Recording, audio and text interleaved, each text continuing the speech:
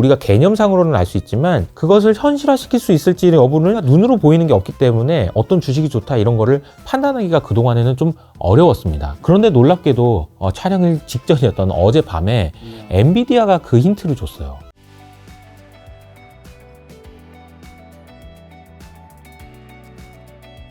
자, 올해가 금리 인하 이제 시기가 있는 해인데, 이제 많은 분들이 금리 인하 언제 하는지 굉장히 궁금해하고 있죠. 이제 시장에서 기대감으로는 3월에 금리 인하 기대하시는 분도 있는 것 같은데, 과연 미국 3월에 금리 인하할 수 있을까요? 저는 가능성이 있다라고 보고 있습니다. 네. 미국이 3월에도 금리를 인하할 수 있다라는 생각을 하고 있는데, 미국이 언제 금리를 인하하느냐 이 사실도 중요하지만 올해는 인하를 하긴 한다라는 그렇죠. 사실도 중요해요. 제가 이게 늘 강조해서 말씀드리는 거지만 미국이 금리를 언제 인하하느냐, 빨리 인하할 것 같다, 늦게 인하할 것 같다, 이거는 속도의 문제예요. 그러니까 그것을 반영하는 속도의 문제고 방향은 인하하는 쪽으로 정해졌다라는 사실도 여러분들이 좀 기억했으면 좋겠다라는 생각이고요. 그러면 3월 달에 인하를 할 수 있을 거라고 생각하는 이유를 말씀드리기 전에 안 된다고 하시는 분들은 왜 안 된다고 하시는지를 좀 설명드려 보도록 하겠습니다. 우선은 갑자기 3월 달에 인하할 수 있을 것 같다라는 기대감이 생긴 게 지난 12월 달에 있었던 FOMC 회의가 끝나고 나서거든요. 그렇죠. 그때 이제 파월이 저도 깜짝 놀랐어요. 저도 실시간으로 보면서 아니 이렇게까지 얘기한다고? 아니 그 전에는 그 불과 한 달 전까지만 해도 금리 인하에 대해서 아유 우리 금리 인하 지금 고려할 때 아니에요 라고 얘기했던 사람이 갑자기 금리 인하를 고려하고 있다라고 얘기를 해버린다든지 전혀 그런 모습을 보일 리가 없는데 이게 보였다라고 얘기해가지고 이슈가 좀 되고 논란이 됐었죠. 그리고 그때 나왔던 얘기들이 뭐였냐면은 보름 만에 이 생각이 바뀌었는데 이 보름 동안 나왔던 지표들이 굉장히 안 좋아가지고 물가가 내려갈 것 같고 경기가 침체가 될 것 같고 그런 지표가 나왔냐? 아니에요. 너무 좋은 지표들이 나왔단 말이에요. 그래서 이 당시 딱 하나 바뀐 게 있었는데 그게 뭐였냐면은 바이든의 지지율이었어요. 그러니까 바이든의 지지율이 떨어지니까 이게 바이든이 파월 시켜가지고 이거 파월이 저렇게 얘기한 거구나 라고 얘기하시는 분들 입장에서는 아 이거는 경제가 이렇게 돼서 그런 게 아니고 정치적인 것 때문에 그런 거니까 아 3월달 인하 없어. 지금 파월이 좀 잘못하는 거야 라고 생각하시는 분들이 한 분 있습니다. 또 한 가지는 지난 주말에 발표됐던 고용지표인데요. 고용지표가 예상치가 17.5만이었는데 21.6만 명이 나왔어요. 그러니까 와 고용이 좋은 거예요. 그리고 실업률도 한 3.8% 정도까지 올라갈래나 이랬는데 3.7%가 나왔어요. 그러니까 좋은 거예요. 임금 상승률도 한 0.3% 정도 올라가나 이랬는데 0.4% 올랐어요. 그러니까 지금 임금도 올라가, 실업률은 낮아, 고용은 좋아. 그러니까 고용지표도 너무 좋은 거예요. 그러니까 지금 물가를 걱정해야 될 때지 지금 금리를 인하할 때냐 이런 주장들이 나올 수 있다라는 거죠. 그러면 이 부분에 대한 생각을 제가 좀 말씀을 드려보면 우선은 이번에 나온 고용지표는 좀 이상합니다.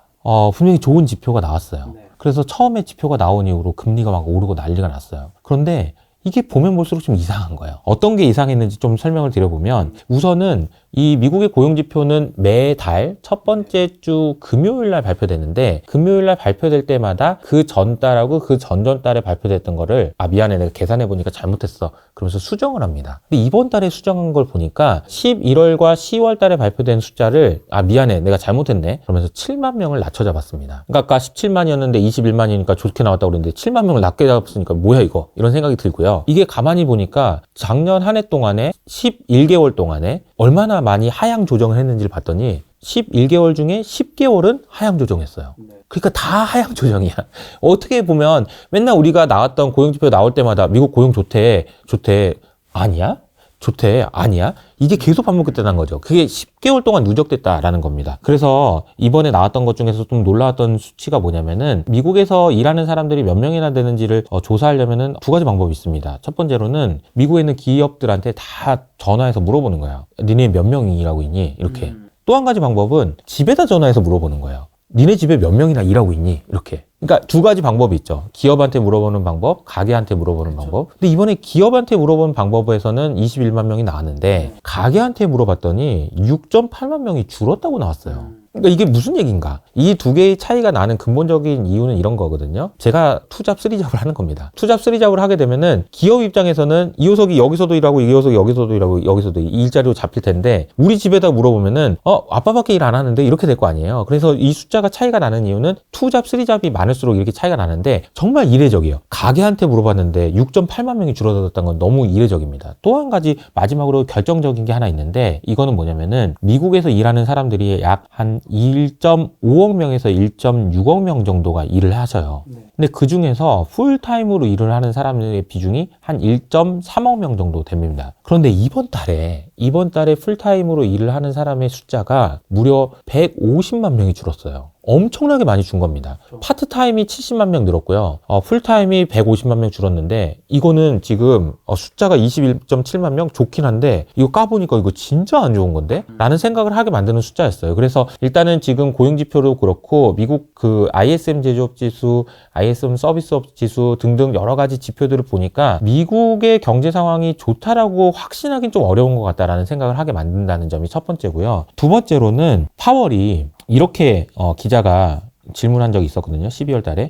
잠깐만요. 그 파월 의장님, 저기 물가 목표가 2%잖아요. 그러면 2%가 될 때까지 금리는 안 내리는 거죠? 이렇게 물어봤어요. 그랬더니 파월이 뭐라고 얘기했냐면은 그러면 너무 늦어요라고 했어요. 그러니까 2% 도달한 다음에 금리를 내리면 늦다는 거예요. 그럼 왜 그런 얘기를 했냐? 그러면 미리 낮춰야 된다는 얘기예요. 미리 낮춰야 된다. 이 얘기를 파월 의장이 했습니다. 이걸 제가 이제 비유로 설명드리면 이런 거예요. 미국 경제가 지금 고공행진을 하고 있었습니다. 근데 연착륙을 하든 경착륙을 하든 착륙을 해야 되잖아요. 그러면 이게 내려와야 되는 거죠. 내려오는데 이게 내려오는 각도와 이게 어느 순간에는 이렇게 만들어져야 연착륙을 할 수 있겠죠. 이 각도가 계속 유지하게 되면 그냥 경착륙을 할 거 아닙니까? 그러니까 이 기술을 이렇게 바꿔줘야 된다는 겁니다. 이걸 바꿔준다는 얘기는 파월이 얘기했던 것처럼 2%까지 안 가더라도 미리 기술을 바꿔서 금리를 낮춰가지고 미국 경제가 이렇게 꼬라박지 않도록 해줄 필요가 있다라는 얘기를 파월도 했어요. 그러니까 이 얘기는 실업률로 비유드리면 이런 거예요. 실업률이 지금 3.7%, 3.4% 이 정도 되는데 4%가 넘어가게 되면은 이런 식으로 올라가다가 이렇게 가는 게 아니고요. 이렇게 갈 거라는 거예요. 이렇게 되는 거랑 비슷한 얘기입니다. 그러니까 미리 금리를 낮춰야 된다는 얘기들이 주장이 설득력을 얻고 있어요. 그래서 제가 볼 때는 3월 달에 인하할 가능성이 지금 현재 시장에서는 한 70% 정도 보고 있는데 저는 3월 달에 인하도 가능하다라고 생각을 하고 있습니다. 자, 그러면 이제 미국에는 11월에 선거 있잖아요, 대선. 네네. 그런 정치, 대선 큰 이슈가 있는데 경제도 영향 줄까요? 저는 이런 생각을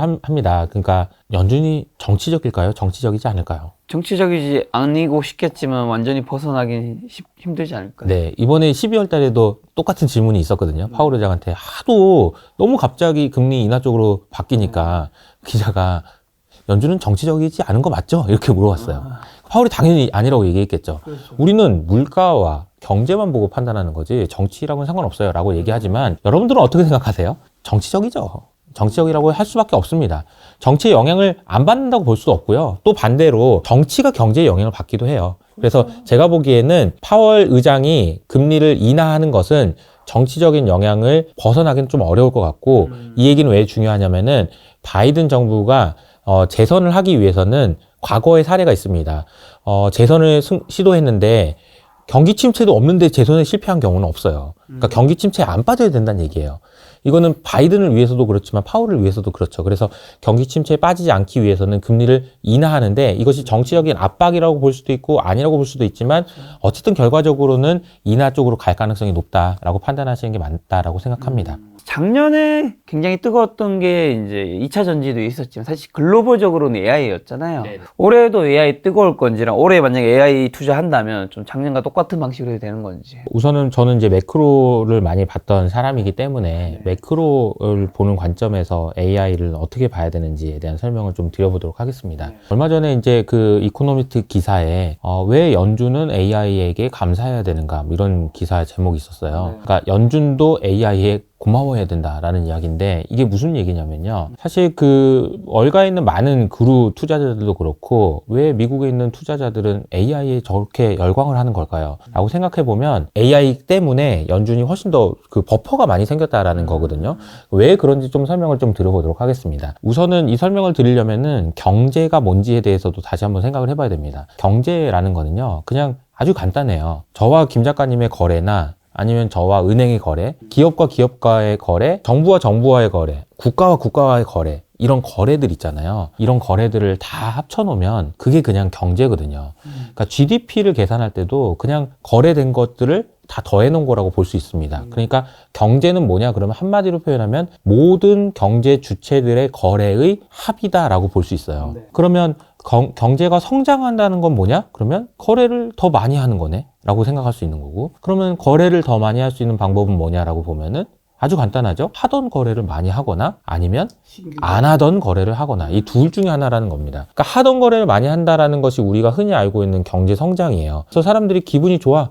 주가도 오르고 집값도 올라서 뭐 밥을 뭐 1,000원짜리 먹을 거 2,000원짜리 먹고 한 번 먹을 거 2번 먹고 여행 한 번 갈 거 2번 가고 등등 이렇게 되면 하던 거래를 더 많이 하게 되기 때문에 경제가 성장합니다. 그런데 이게 아니고 더 드라마틱하게 성장할 수 있는 방법은 안 하던 거래를 하는 거예요. 안 하던 거래를 하는 거를 우리가 뭘 보면서 생각할 수 있냐면요. 가장 대표적인 케이스가 앱스토어 아시죠? 아이폰이 나왔을 때 iOS라는 앱스토어가 나왔었는데 앱스토어는 말 그대로 앱을 판매하는 스토어, 상점을 이야기합니다. 여러분은 시장에 가시면은 수박도 사시고 뭐 사과도 사시고 이렇게 하잖아요. 그런 것과 똑같이 이 앱스토어에 가시면은 앱을 사고 팔 수 있는 그런 곳이에요. 이곳이 생기면서 무슨 일이 생겼냐 잘 생각해 보면은 2008년 금융위기가 터지고 나서 이 금융위기를 극복한 게 누구 때문이냐 라고 볼 때 버냉키가 양적 완화를 해가지고요 라고 생각할 수도 있지만 다른 한편으로 무엇이 안 하던 거래를 만들어서 경제를 성장시켰냐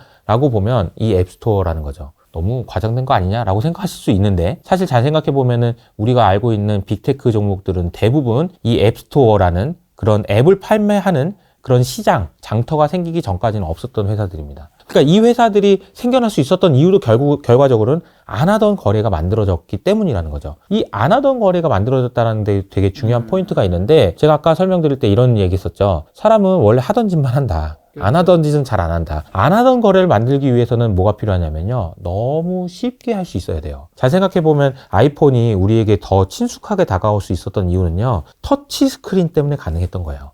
사실 PC부터 나가보면 더 그렇죠. PC도 옛날에는 뭐 도스 이래가지고 막 쓰면은 누가 이걸 써 모르지. 근데 윈도우 해가지고 드래그 해가지고 붙여놓는 거 이런 건 할 수 있잖아. 그러면서 GUI라고 하죠. 이런 그 유저 인터페이스가 개선되면서 사람들이 안 하던 것을 해요. 안 하던 짓을 하면서 안 하던 거래가 늘어나면서 경제가 성장하게 됐는데 제가 이렇게 장황하게 이 설명을 드리는 이유가요. AI 때문에 사람들이 안 하던 거래를 시작하게 될 것 같다라는 거예요. 그렇게 되면 경제가 이런 식으로 성장하는 것이 아니고 이렇게 성장할 수 있게 되고 이것이 연준으로 하여금 훨씬 더 정책을 쓸 수 있는 여유가 생긴다라는 측면인데요. 그럼 뭘 얘기를 하고 싶은 거냐? 아마 이제 오늘 저녁이나 내일 저녁에 나올 GPT 스토어라는 것에 대한 설명을 좀 드리고 싶은 건데요. 이것도 스토어예요. 그러니까 앱 스토어는 앱을 파는 거였다면은 GPT 스토어는 GPT를 파는 스토어입니다. 상점인 거죠. 그럼 GPT를 어떻게 파냐? 여러분 작년에 챗 GPT라고 해가지고 굉장히 많이 들어보셨을 텐데 GPT S를 붙인 것이 이번에 최근에 나왔었죠. 이거는 어떤 거냐면요. 쉽게 설명드리면 이런 겁니다. 2호석 GPT를 만드는 거예요. 2호석 GPT 어떻게 만드냐면요. 아주 간단합니다. 이것도. 2호석이 썼던 뭐 책이나 이런 거 PDF 있잖아요. 이 파일을 드래그해서 갖다 붙여넣으면 만들어집니다. 그리고 이 2호석 GPT에다가는요, 무엇을 물어보든지 마치 2호석이 말하는 것처럼 말하는 대답을 해주는 그런 GPT가 되는 거예요. 너무 만들기가 쉬워요. 너무 만들기가 쉽다라는 것이 중요하고요. 그래서 이게 만들어진다라는 걸 여러분이 들으면은 아마 뭘 만들고 싶은 생각이 드세요? 뭘 만들 수 있지? 다 만들 수 있습니다. 잘 보세요. 감기에 걸렸어. 병원에 가야 돼. 병원에 가서 의사 선생님이 해주는 말 들으려고 가는 거잖아요. 네. 근데 의사 선생님 GPT 만들 수 있잖아요. 그냥 의학책 다 PDF로 갖다 붙여 넣으면 되거든요. 그리고 우리가 뭐 만약에 회사를 창업을 하려고 그래요. 그래서 창업을 하려고 보니까 세무사한테 상담을 좀 받고 싶어. 세무사 GPT 만들 수 있잖아요. 세무사와 관련된 책 갖다가 드래그인 하면 되거든요. 그럼 이게 지금 어마어마한 GPT들이 만들어질 수 있다는 겁니다. 그리고 그 GPT들이 팔릴 수 있다는 거예요. 그러니까 GPT를 만들어서 지금부터는 여러분들이 만들려면 만들 수 있는 거고 이걸 GPT 스토어라는 곳에 가서 팔면 팔 수 있는데 이거를 팔기 시작하면요. 이게 어마어마한 거래들, 기존에 상상도 하지 못했던 거래들이 이곳에서 일어날 거라는 거죠. 그러니까 뭐 잘 생각해보면 야 그거 원래도 하던 거였는데 뭐가 의미가 있어 라고 생각할 수 있는데 잘 생각해보세요. 앱스토어에 있을 때도요. 처음에는 저걸로 뭐가 되겠냐? 라고 했었어요. 아니 기껏 해봐야 뭐 버스 노선도 하나 그려주네. 지하철 노선도 하나 그려주네. 그거 보는 게 무슨 의미가 있냐라고 했지만 지금 여기서 장사를 할 수 있게 만들어주는 순간 전 세계에 있는 똑똑한 사람들 다 들어가가지고 여기서 기업을 만들고 새로운 앱을 만들어가지고 판매하기 시작했던 게 지금 우리가 쓰고 있는 생활인 거잖아요. 아마도 이 GPT 스토어라는 거는요, 그 정도 혹은 그 이상이 되는 어마어마한 부가가치를 만들어낼 거라고 생각합니다. 그래서 이것이 만들어진다라는 것 자체가 AI가 이제는 우리 일상생활로 깊숙하게 침투한다라는 걸 의미한다라고 보시면 되겠습니다. 작년 한 해 동안에 이제 우리가 주목해서 봤던 그런 주식이 있습니다. 엔비디아죠. 어제도 6% 오르면서 신고가를 썼어요. 근데 이 주식이 신고가를 쓸 수 있었고 이렇게 많은 사람들의 관심을 받을 수 있었던 이유는 뭐냐면요, 엔비디아 없으면 안 되기 때문이에요. 엔비디아가 없으면 이 AI가 가능하지 않았기 때문입니다. 그래서 엔비디아에 붙는 수식어가 AI Enabler였어요. AI를 가능하도록 만들어주는 회사, 이런 이야기였던 거죠. 근데 우리가 엔비디아는 안 보여요, 눈에. 엔비디아 뭐 뉴스에서 보긴 했지만 엔비디아 만든 칩 본 적 있어요? 아니면 엔비디아 칩이 어디로 들어가는지 본 적 있나요? 못 보잖아요. 우리는 몰라요. 그러니까 B2B에서 회사들끼리 알아서 사고 팔고 더 비싸게 사고 이런 일들이 일어났던 게 작년까지였다면, 올해는 이렇게 만들어진 AI가 우리 생활에 침투합니다. 챗 GPT, GPT 스토어, GPT 스 이런 것들을 통해서 우리 생활을 바꿔놓기 시작할 거예요. 그럼 우리 생활이 바뀌는 순간 우리는 알 거예요. 아, 앱스토어 때 그렇게 많이 변했는데, 이렇게 많이 변했을 때 우리가 애플을 샀더라면, 구글을 샀더라면, 아마존을 샀더라면 내가 인생이 바뀌었을 텐데 라는 생각을 하는 많은 투자자들이 벌써부터 분주하게 움직이기 시작합니다. 이 GPT가 되면은 AI 때문에 어떤 회사들이 좋아질 건지, 이런 생각들을 하시는 것이, 이번 올해 투자하실 때는 AI를 보는 관점이 이네이블러도 좋아요. 이네이블러도 굉장히 좋을 겁니다. 근데 이네이블러 말고 이걸 가지고 장사하는 애들이 좋을 거다라는 생각을 하시는 게 중요하다는 거죠. 그게 좀 더 구체적으로 어떤 쪽인 건데요? 잘 생각해보면 두 가지 컨셉이 있을 수 있습니다. 만약에 이 생각 한번 해보세요. 여러분들만 AI를 쓸 수 있다고 생각해보세요. 그러면 여러분들은 전 세계의 부를 다 가질 수도 있을 겁니다. 이 얘기를 샘 알트만이라고 하는 오픈 AI CEO가 했어요. 내가 만약에 AI를 다 가질 수 있으면 전 세계의 부는 내가 다 가질 수도 있을 것 같아. 왜냐면 세계에서 제일 똑똑하거든. 제일 똑똑하고 제일 많이 알고 있고 모든 것을 다 만들 수 있고 이런 상황이기 때문에 AI를 가질 수 있다는 건 어마어마한 부가가치를 가져요. 그런데 AI를 가지고 뭘 할 수 있을까요? 라고 생각을 해보면 두 가지인데요. 첫 번째로는 팔 수 있어요, 물건을. 원래 쓰던 제품에다가 AI를 붙여서 더 비싸게 팔 수 있습니다. 대표적인 케이스가 이제 마이크로소프트가 개발한 코파일럿이라는 거죠. 코파일럿이라는 건 뭐냐면은 부조종사예요. 조종사는 있어요. 근데 부조종사를 AI로 붙여놓겠다는 거죠. 우리가 엑셀을 하다 보면 이런 거 있잖아요. 막 복잡한 표가 있어가지고 거기서 이게 5보다는 큰데 저건 10보다 작은 것들을 뽑아가지고 뭔가 만들어주는 거를 만들었으면 좋겠는데 라고 생각하지만 그걸 어떻게 해야 될지 몰라서 뭐 펑션을 찾아서 이걸 뭐 책을 찾아가지고 하잖아요. 그걸 이제 어떻게 하시면 되냐면요, 엑셀 코파일럿한테 내가 이렇게 해서 만들어가지고 표를 만들어야 되는데 좀 만들어줘 라고 한글로 치면 됩니다. 한글로 치면 코파일럿이 알아서 그 말을 알아듣고 코딩을 해가지고 만들어줘요. 그리고 만들어진 엑셀 파일을 갖다가요, 이 엑셀 파일을 가지고 파워포인트로도 좀 바꿔보고 싶은데 그러면 이거를 긁어가지고 양식을 또 바꿔서 막 디자인을 어떻게 할까 고민하고 이렇게 해야 되잖아요. 이렇게 하지 않으셔도 됩니다. 파워포인트에 있는 코파일럿에 가서 이렇게 치시면 돼요. 여기에 있는 엑셀 파일을 예쁘게 발표 자료로 바꿔줘 라고만 쓰면 바뀌어요. 어마어마한 거죠. 이런 변화들이 탑재되어 있는 오피스, 그러니까 파워포인트, 엑셀 이런 거 안 쓰실까요? 쓰시겠죠. 돈 더 내고라도 쓸 겁니다. 돈 더 내고라도 쓸 수 있는 상품을 만들 수 있는 회사에 투자하시는 게 맞다라는 거고요. 이것이 AI가 우리 생활에 밀접하게 다가오는 첫 번째 방식이에요. 근데 두 번째 방식도 중요합니다. 두 번째 방식은 뭐냐면은 비용의 감소인데요. 저희랑 같이 스터디를 하고 있는 클럽 H라는 곳에서 요즘에 계속 공부하고 있는 게 이것만 공부하고 있는 게 하나 있는데 AI를 통해서 신약 개발을 하는 분야예요. 굉장히 오래됐어요. 이것도 오래된 그 업력을 가지고 있는 그런 업종인데 주목을 거의 못 받았습니다. 왜냐하면은 실제로 이게 현실화돼서 눈에 보이기까지 시간이 많이 걸려요. AI 신약 개발을 하는 거는 저는 잘 모르지만 자세한 걸 보고 싶은 분은 원리버라는 그 유튜버가 있는데 거기 보셔도 되고요. 그 신약 개발을 하기 위해서는 수만 가지 물질을 분석하고 그 물질에서 일상을 해도 될 것 같은지를 점검한 다음에 그 다음에 이상을 해도 될 것 같은지 한 다음에 마지막에 하나 나오는 게 약이거든요. 근데 여기서부터 여기까지 가는데 너무 어려워요. 근데 이쪽으로 갈수록 이제 임상 실험을 해야 되니까 더 어렵고요. 만약에 여기 있는 데이터들을 AI를 통해서 이건 아니지, 이건 아니지, 이건 아니지만 빨리 해버릴 수 있다면 여기서 들어가는 비용 감축은 우리가 상상할 수도 없을 만큼의 큰 비용일 거예요. 그리고 약이 개발되는 속도도 굉장히 빨라질 거고요. 그러니까 이렇게 될 수 있다라는 것을 우리가 개념상으로는 알 수 있지만 그것을 현실화시킬 수 있을지 여부는 우리가 눈으로 보이는 게 없기 때문에 어떤 주식이 좋다 이런 거를 판단하기가 그동안에는 좀 어려웠습니다. 그런데 놀랍게도 촬영일 직전이었던 어젯밤에 엔비디아가 그 힌트를 줬어요. 엔비디아가 그 힌트를 왜 줬지? 라고 생각할 수 있는데 엔비디아가 GPU를 만드는 회사잖아요. 이 회사가 작년에 리커전이라는 회사를 삽니다. 신약 개발하는 회사예요. 이 회사를 사가지고 여기에서 바이오 신약 개발하는 거를 자기가 가지고 있는 AI 기술을 이용해가지고 붙여보고 그걸 시험을 계속 해보는 거예요. 그래서 어제 엔비디아에서 뭐라고 얘기했냐면 가장 중요했던 포인트는 우리가 해보니까 어느 정도 가시적인 성과들이 지금 나오고 있어 라고 얘기했습니다. 우리가 지금까지는 눈에 보이지 않았던 AI 신약 개발이라는 이 섹터가 우리 눈에 보이기 시작할 거라는 이야기입니다. 그래서 저는 이게 올해 아주 희미하게 보이는 것이 조금씩 선명하게 보이기 시작하는 단계라고 생각하고 이것이 만약에 가능해진다라고 생각한다면 AI를 통해서 얻을 수 있는 엄청난 혁신이라고 생각을 하기 때문에 이 부분에 대해서는 여러분들이 좀 참고하셔가지고 공부를 하시면 좋겠다라는 생각이 들어요. 정리하면 두 가지예요. 마이크로소프트처럼 AI를 통해서 어떤 서비스를 만들어내서 매출을 일으킬 수 있는 회사들 혹은 AI 바이오 신약 개발처럼 바이오 신약 개발하는데 AI를 이용해서 비용을 절감할 수 있는 회사들 이런 회사들이 있다면 찾아보셔가지고 투자를 하셔도 좋지 않을까라는 생각이 좀 듭니다. 그럼 그 외에도 뭐 매그니피스텐트 7 종목도 좀 어떻게 보세요 올해?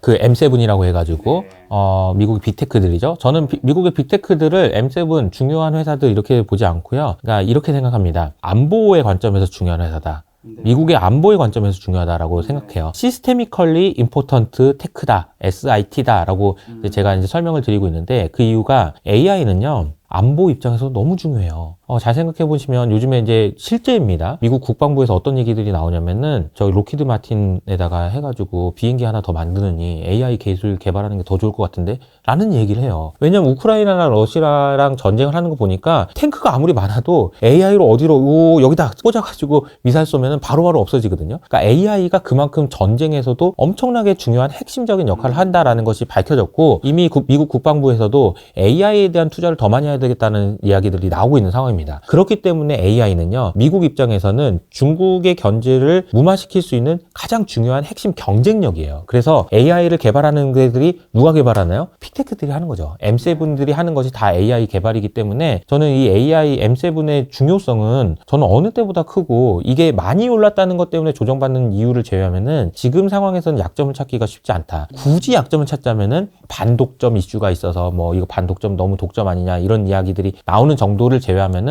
약점이 없다라고 생각을 하고 있습니다. 자, 이사님은 2024년 올해 뭐 어떤 개인적인 좀 목표들이나 그런 거 있으세요, 소망? 저는 개인적으로 올해 HS 아카데미라는 회사를 차려서 직접 대표가 됐습니다. 업라이즈에서 나오셨나요? 네, 업라이즈에서 나와서 HS 아카데미라는 회사를 만들었고요. 지금 열심히 이제 여의도에서 사무실을 차려놓고 열심히 하고 있습니다. 어떤 일을 여러분들에게 도움을 드릴까 고민을 많이 하다가 우리가 잘 생각해보면은 투자를 하기 위해서 이렇게 김작가TV처럼 유명한 유튜브 채널에서 공부하고 이런 것도 중요하지만 아무리 좋은 학원 강사한테 수업을 들었다고 하더라도 스스로 공부하지 않으면 안 되잖아요. 그리고 벼락치기 해서도 안 되고요. 그래서 제가 여러분들에게 준비한 거는 매일매일 그 시장을 보면서 시장을 이해하는 눈을 키우는 그런 습관을 키워드리려고 하나 준비한 게 있고요. 또 하나는 어떤 이미 일어난 일들을 이해하는 게 아니고 앞으로 일어날 일들을 미리 공부하면서 이 종목이 이런 상황이 되면 오를 수 있겠네라고 해서 미리 사보기도 하는 그런 미리미리 공부해서 투자하는 그런 습관을 만들어 보셨으면 좋겠다라는 생각이 들어서 2024년 슈퍼패스라는 걸 준비를 했어요. 근데 이거는 더 많은 분들이 좀 경험해 보셨으면 하는 마음에 무료로 저희가 좀 준비를 했거든요. 그래서 관심 있는 분들은 참고해 보시고 2024년에 좋은 습관을 만들어 가지고 2024년이 여러분들 투자가 성공으로 가는 그런 원년이 됐으면 좋겠다라는 생각을 하고 있습니다. 누가 그런 얘기 하더라고요. 인생이 장거리냐 단거리냐 라고 얘기할 때 어떤 분들은 장거리지 당연히 라고 생각하실 수 있는데 단거리라고 얘기하시는 분들이 있어요. 왜냐하면은 사람들은 대부분 습관에 의해서 움직이지 의지를 가지고 움직이는 경우가 없잖아요. 그래서 좋은 습관이 너무 중요한데 좋은 습관을 만들기까지는 단기적으로 해야 된다는 거예요. 그래서 제가 한 달 동안에 준비한 게 있으니까 단기적으로 좋은 습관 만드셔서 그 좋은 습관이 여러분의 투자를 바꿀 수 있는 그런 한 해가 되셨으면 좋겠다라는 말씀을 드리고 싶습니다. 알겠습니다. 이사님이 원래는 SK신 해킹거에 다니셨죠? 맞아요. 거기에 다니시다가 이제 스타트업으로 업라이저로 가셨다가 이제 드디어 독립을 하셔서 진정으로 이제 야생에 나오셨네요. 이생의 명대사죠. 회사 이제 안이 전쟁이라면 이제 회사 밖은 지옥이라고. 이사님 2024년 창업길이 좀 좋은 길이었으면. 처음에 시작하다 보니까 어깨에 힘이 잔뜩 들어가고 네. 저도 긴장을 많이 했나 봐요. 그래서 저도 독감이 걸려가지고 좀 한동안 앓았는데요. 좀 힘 빼고 여러분들에게 진짜 도움이 될 수 있는 부분들을 잘 준비해가지고 계속해서 인사드리도록 하겠습니다. 매달 월급날 어떻게 되시죠? 월급날 25일? 25일, 25일가 그 월세 나가는 날 이제 계좌 보면 허탈한 기분이 좀 드실 수 있겠네요. 네, 좀 긴장이 많이 됩니다. 제가 그랬거든요. 생각보다 비용은 줄어들지 않아. 그리고 너무 많이 나가. 하지만 뭐 어쨌든 뭔가 원대한 목표가 있으시는 거니까. 그렇죠. 저도 뭐 꿈이 있어서 나온 거고 그 네. 꿈을 이루기 위해서 한 발 한 발씩 열심히 걸어가도록 하겠습니다. 올만의 선생님은 이효석 대표님이었습니다. 지금까지 여러분 소중한 시간 함께 해주셔서 정말 감사합니다. 오늘도 김 작가였습니다. 고생 많으셨습니다. 감사합니다.